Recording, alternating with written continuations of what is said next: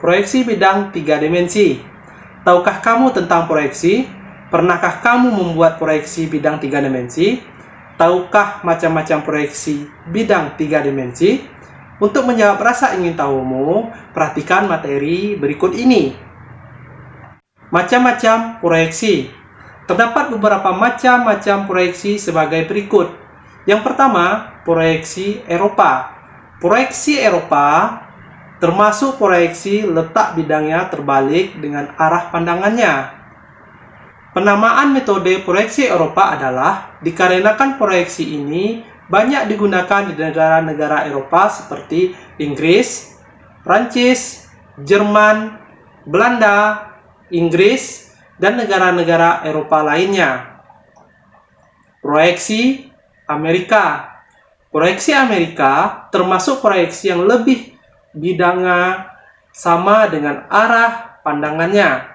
Sebagaimana proyeksi Eropa dinamakan proyeksi Amerika karena proyeksi jenis ini banyak dipakai di negara-negara Amerika. Selain itu, proyeksi ini juga digunakan di Asia termasuk Indonesia. Proyeksi ini lebih mudah untuk dimengerti daripada proyeksi Eropa karena letak gambar pandangan sesuai dengan letak sebenarnya. Prinsip kotak proyeksi. Pada benda 3 dimensi, sebuah bidang 2 dimensi digunakan cara proyeksi. Benda 3 dimensi pada bidang kelistrikan dapat disajikan dalam gambar ortogonal dan gambar piktorial. A. Gambar proyeksi ortogonal. Proyeksi ortogonal merupakan metode penggambaran bentuk bidang benda yang dilihat dari beberapa arah pandangan. Adapun dengan penyajian dalam proyeksi ortogonal sebagai gambar kerja secara umum menggunakan 3 gambar pandangan, yakni pandangan depan, pandangan kanan, dan pandangan atas. Adapun metode penyajian proyeksi ortogonal antara lain proyeksi Eropa dan proyeksi Amerika. Gambar proyeksi piktorial.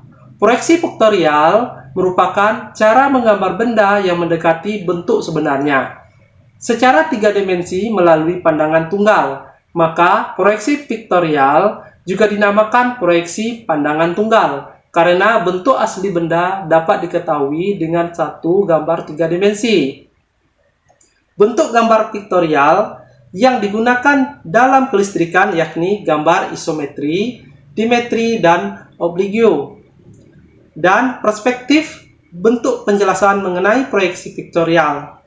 Yang pertama, proyeksi isometri. Proyeksi isometri menyajikan benda dengan tepat karena panjang garis pada sumbu-sumbunya menggambarkan panjang sebenarnya.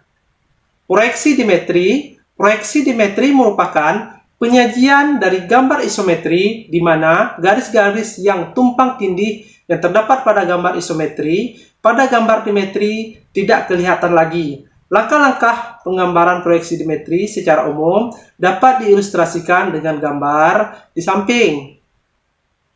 Proyeksi obligio. Proyeksi miring merupakan koleksi gambar di mana garis-garis proyeksi tidak tegak lurus bidang proyeksi, tetapi membentuk sudut, sembarang, atau miring. Adapun sudut kemiringan yang digunakan proyeksi miring adalah 30 derajat, 45 derajat, dan 60 derajat.